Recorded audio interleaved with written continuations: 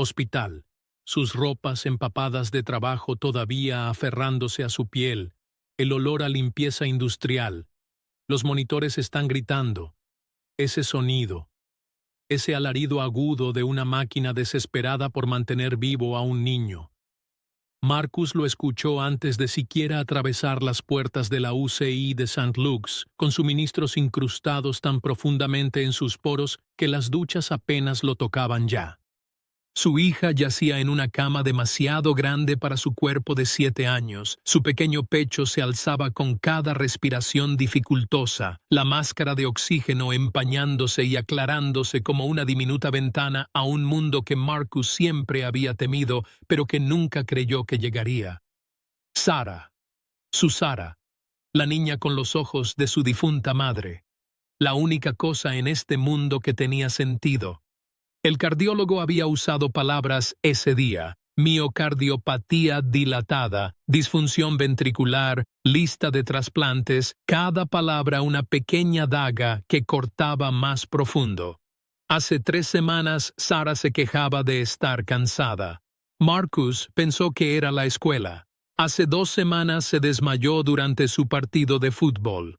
La llevó en brazos hasta el coche, sus manos temblando tan violentamente que apenas podía sujetar el volante.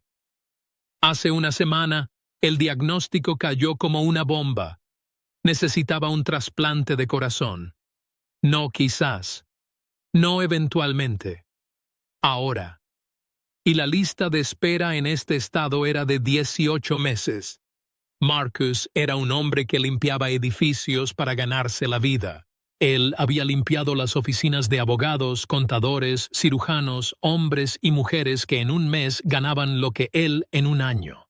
Había visto cómo sus ojos le deslizaban de pasada como si fuera parte del mobiliario, parte de la arquitectura, algo que existía solo para mantener su mundo impecable. Durante 15 años Marcus había aceptado esa invisibilidad. No tenía título universitario, no tenía conexiones, tenía una hija a quien amaba más que a su propio latido y un trabajo que apenas los mantenía a flote. Ahora no tenía nada, nada más que el sonido de las máquinas luchando por mantener viva a su hija y el conocimiento de que el dinero que no tenía, era lo único que podía salvarla. Marcus se sentó junto a la cama de Sara y tomó su pequeña mano en la suya. Incluso dormida, parecía exhausta, como si su cuerpo ya hubiera comenzado a rendirse ante el peso de la supervivencia. Presionó su mano contra su frente y cerró los ojos. Por primera vez en su vida adulta, Marcus oró por algo imposible. 3 días después, Richard Crane entró en el Hospital St. Luke's como si fuera el dueño. En realidad, probablemente lo era, o su fundación, o su corporación. El hombre tenía 58 años, con cabello plateado peinado hacia atrás y un rostro que nunca había tenido que preocuparse por nada. Llevaba un traje que costaba más que la renta mensual de Marcus. Sus zapatos estaban pulidos hasta reflejar un espejo. Cuando sonreía a las enfermeras, ellas se derretían. Cuando pasaba junto a las familias de otros pacientes, lo reconocían por las portadas de revistas. Richard Crane, visionario, filántropo, el hombre que salva vidas. Marcus no lo reconoció hasta que la directora del hospital, ella misma, vino a la UCI y preguntó si quería hablar con el señor Crane. Un donante, dijo. Un hombre muy generoso que había mostrado interés en el caso de Sara.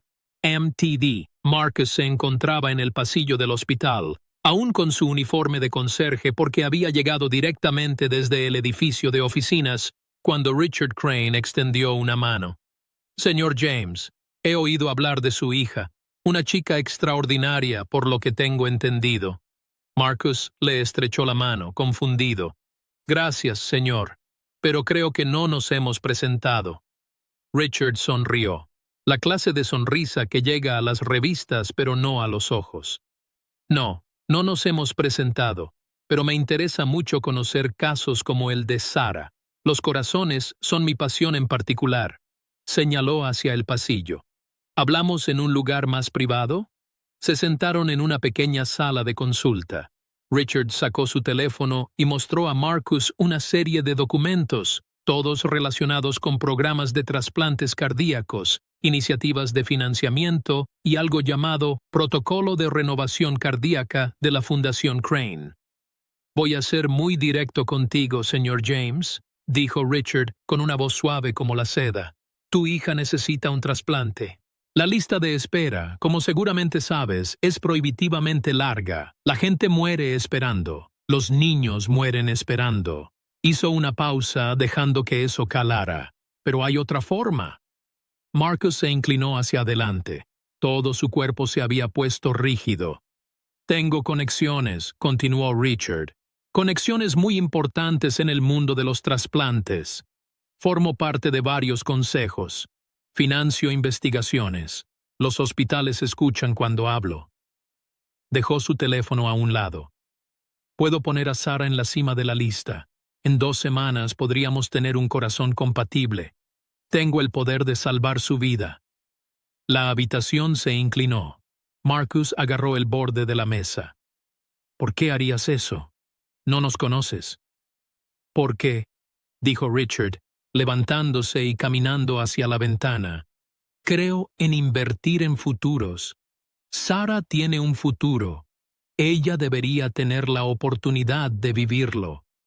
Se volvió para mirar a Marcus. «Pero nada en este mundo es gratis, señor James. Deberías saberlo ya». Ahí estaba, la navaja retorciéndose. «¿Qué quieres?», preguntó Marcus en voz baja. Richard se volvió a sentar, inclinándose hacia adelante con los codos sobre las rodillas. «Quiero que trabajes para mí, no como limpiador, como algo mucho más valioso». Hizo una pausa. «Quiero que seas mi conductor, mi escolta personal, mi confidente. Soy un hombre que tiene muchos enemigos, señor James, hombres que quisieran verme caer. Necesito a alguien en quien pueda confiar, alguien sin conexiones con mi mundo, alguien que tiene todo que perder si me traiciona. Y si me niego, entonces encontraré a otra persona para salvar.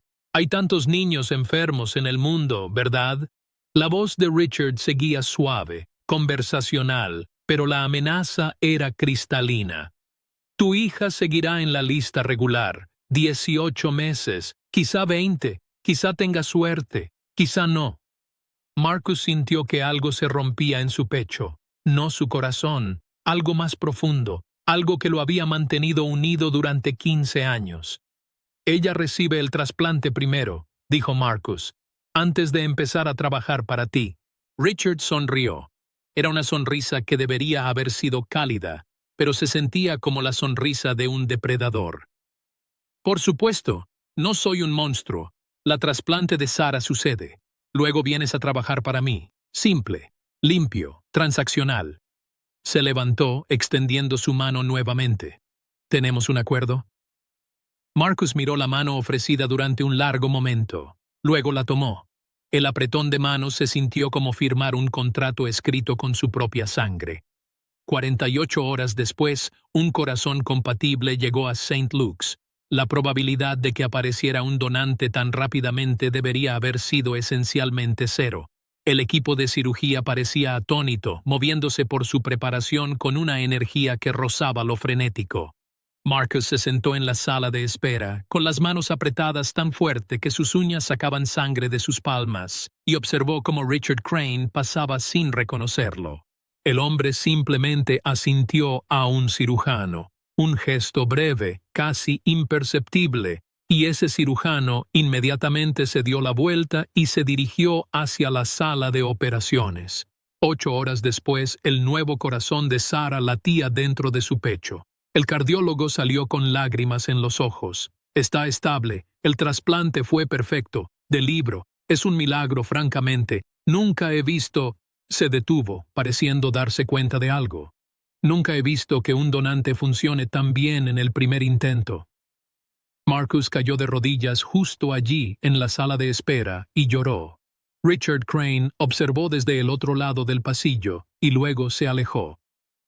3 semanas después, Marcus James entró en la oficina del ático de Richard Crane Industries y su vida dejó de tener sentido. El edificio estaba en el centro, de vidrio y acero imponentes, el tipo de lugar en el que Marcus había limpiado los pisos inferiores durante años sin haber subido más allá del 50º piso. La oficina de Richard estaba en el piso 72. Las ventanas de piso a techo mostraban toda la ciudad abajo, reducida a una placa de circuito de luces y posibilidades. El escritorio era de mármol negro. El arte en las paredes parecía pertenecer a museos. Richard se quedó junto a la ventana, silueteado contra la luz de la mañana. «Gracias por venir, señor James. ¿Cómo está Sarah?» «Se está recuperando bien. Dicen que puede volver a casa en otra semana». La voz de Marcus sonaba pequeña en ese espacio. «Estoy agradecido. No sé cómo...» «No tienes que explicar tu gratitud», interrumpió Richard suavemente. «Tu hija está viva. Eso es lo único que importa». Se apartó de la ventana. «A partir de hoy, serás mi conductor y mi equipo de seguridad. Tus responsabilidades son simples. Acompañarme a reuniones, eventos sociales, reuniones privadas. Escucha, observa y dime lo que ves. ¿Quién parece leal? ¿Quién parece resentido? ¿Quién podría estar planeando algo en mi contra? ¿Quieres que espíe a tus amigos?» «Quiero que me mantengas con vida», corrigió Richard. «En mi mundo, señor James, la línea entre amigo y enemigo está escrita con tinta que desaparece. Necesito ojos en quienes pueda confiar. Ojos que no tengan un interés en mis asuntos. Ojos que simplemente informen lo que ven». Señaló una puerta fuera de la oficina principal. «Hay un dormitorio por allí. Te quedarás aquí la mayoría de las noches. Te pagaré $300,000 al año. Tendrás atención médica, un fondo fiduciario para Sarah y la certeza de que estás manteniendo viva a tu hija, manteniéndome vivo». El número flotaba en el aire como una cosa física. $300,000. Más dinero del que Marcus había imaginado en toda su vida. Suficiente para llevar a Sarah a un lugar seguro. Suficiente para darle la vida que merecía. Suficiente para hacerlo cómplice de lo que sea que Richard Crane estuviera haciendo en realidad. «¿Por qué yo?», Marcus preguntó. «Podrías contratar profesionales de seguridad capacitados». Richard sonrió con esa sonrisa predatoria. «Porque los profesionales de seguridad capacitados hacen preguntas, tienen códigos de conducta, podrían resistirse a ciertas órdenes». Se acercó más. «Pero tú, señor James, tienes una hija con un corazón nuevo que yo le di. Todo lo que hagas a partir de este momento, hazlo sabiendo que su vida fue un regalo de mí. Esa es influencia, esa es poder, esa es lealtad». Entonces Marcus entendió. No lo estaban contratando, lo estaban poseyendo. Asintió de todos modos. ¿Qué otra opción tenía?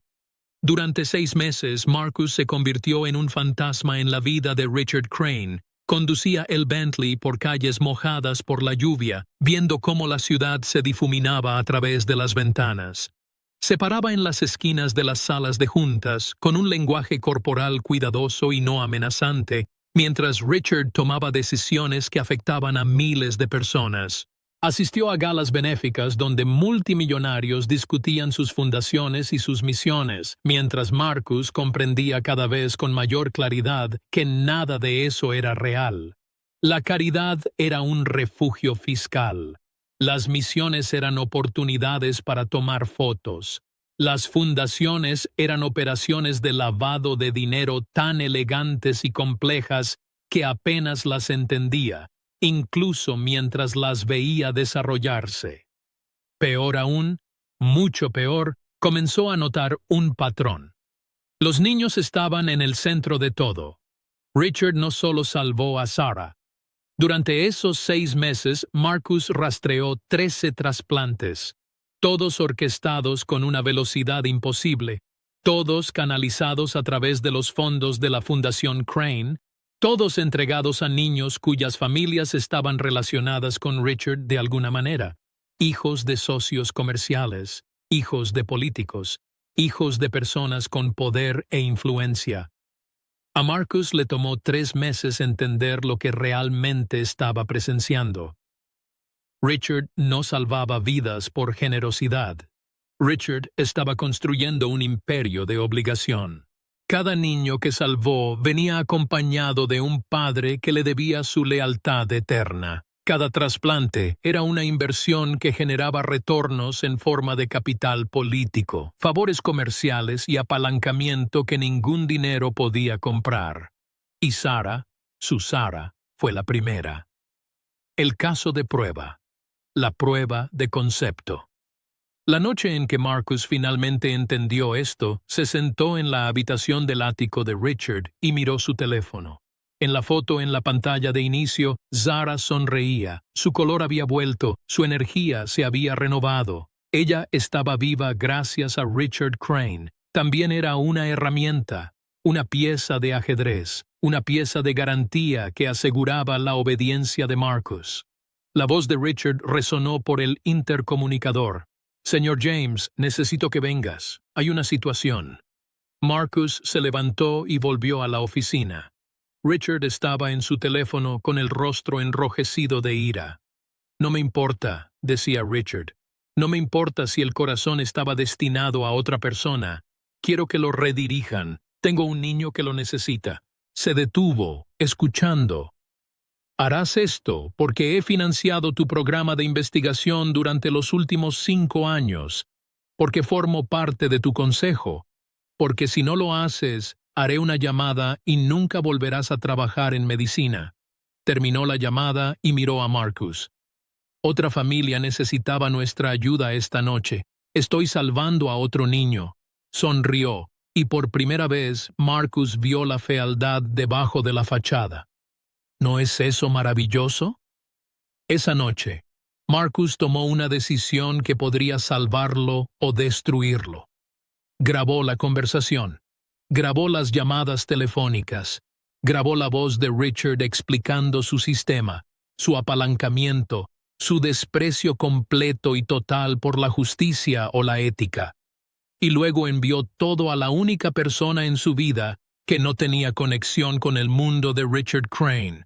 Su madre. Patricia James había criado a Marcus sola después de que su padre falleciera. Ella había trabajado como enfermera durante 40 años, había visto a las personas en su momento más vulnerable, había desarrollado un instinto para la verdad y el engaño que rivalizaba con cualquier polígrafo. Cuando recibió los archivos de su hijo, supo exactamente qué hacer. Llamó al FBI. En 72 horas, la oficina de Richard Crane estaba llena de agentes federales. En una semana, sus archivos estaban siendo confiscados. En un mes, 43 niños habían sido identificados como receptores de trasplantes mediante listas de donación fraudulentamente redirigidas. En 3 meses, arrestaron a Richard Crane. Y Marcus James, el conserje negro que se había convertido en conductor de Richard Crane, de repente era el testigo más importante en el mayor caso de fraude en el sector de la salud en la historia del país. El juicio duró 4 meses. Marcus se sentó en el estrado y contó la verdad sobre lo que había visto, lo que había oído, lo que había entendido. Su voz nunca vaciló. Su testimonio nunca se contradijo a sí mismo. Y con cada palabra podía sentir los ojos de Richard Crane sobre él, no enojados extrañamente, sino evaluando, valorando, como si intentara entender cómo había calculado mal de manera tan completa. El veredicto llegó un martes. Culpable de 43 cargos de fraude, 43 cargos de violación de protocolos de trasplante y 43 cargos de poner en peligro vidas. 25 años. Mínimo. Cuando el alguacil llevó a Richard lejos, él miró a Marcus por última vez, y en esa mirada, Marcus vio el momento en que Richard finalmente entendió que había elegido mal, que el hombre invisible que había contratado para guardar secretos era en realidad el único en su mundo que no tenía nada que perder. 6 meses después, Sarah corría por un parque, su nuevo corazón bombeando sangre a través de su cuerpo con el vigor de una niña sana. Marcus estaba sentado en un banco cercano, viéndola jugar, observando la forma en que reía, corría y vivía, realmente vivía, de una manera que parecía imposible hace solo un año. Una mujer se sentó a su lado. Patricia James, su madre, sostenía 2 tazas de café. Le entregó una a Marcus. «¿Cómo estás, bebé?», preguntó. Marcus tomó el café y permaneció en silencio por un momento. «Sigo pensando en todos esos otros niños, los que no recibieron trasplantes porque Richard los estaba desviando. Sigo pensando en las familias que perdieron a sus hijos por lo que él estaba haciendo». «Lo sé», dijo Patricia suavemente. Ella puso su brazo alrededor de los hombros de su hijo. «Pero tú lo detuviste. Arriesgaste tu propia vida para hacerlo». «Fui un cobarde», dijo Marcus. «Trabajé para él durante 6 meses. 6 meses supe que algo estaba mal y no hice nada». «Eras un padre», corrigió Patricia. «Eras un hombre intentando salvar a su hija, y cuando entendiste el alcance completo de lo que estaba sucediendo, actuaste. Hiciste lo valiente». Se quedaron en silencio, viendo a Sarah jugar. Una niña que debería haber muerto estaba viva, corriendo, riendo, con su nuevo corazón latiendo fuerte y con fuerza.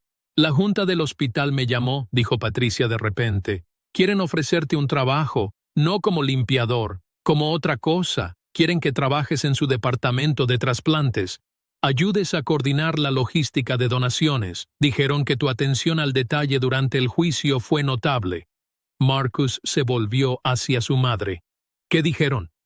«Ya no eres invisible, hijo», dijo Patricia con una pequeña sonrisa. «Todos esos años que limpiaste esas oficinas, estabas prestando atención, estabas aprendiendo, estabas observando cómo funciona realmente el mundo. Resulta que esa es una habilidad muy valiosa». Ella apretó su hombro. El hombre invisible ya no es invisible. Marcus miró de nuevo a Sarah, a su hija con el corazón prestado, y algo cambió dentro de él. Había pasado 15 años aceptando el papel que la sociedad le había dado, aceptando la invisibilidad, aceptando que hombres como Richard Crane decidían su valor. Pero Richard Crane había estado equivocado. Marcus James no era invisible. Él simplemente estuvo en silencio. Él simplemente estuvo observando. Él solo era un hombre que había aprendido que a veces lo más poderoso que podías hacer era simplemente decir la verdad. «Está bien», le dijo a su madre. «Tomaré el trabajo». Sarah corrió hacia él y saltó a su regazo, sin aliento, hermosa y viva. «Papá, ¿me viste? ¿Viste qué tan alto salté?» «Te vi, princesa», dijo Marcus, abrazando a su hija con fuerza. «Te vi».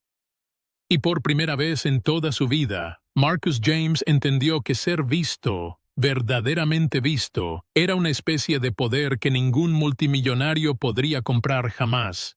El trasplante de corazón que salvó la vida de Sarah había sido producto del fraude de Richard Crane. Pero el verdadero trasplante, ahora entendía Marcus, había sido para su propia alma. Había donado su silencio al mundo y, a cambio, recibió el valor para hablar. A veces, pensó, el órgano más valioso no es el que bombea sangre, es el que sabe cuándo finalmente romper su silencio.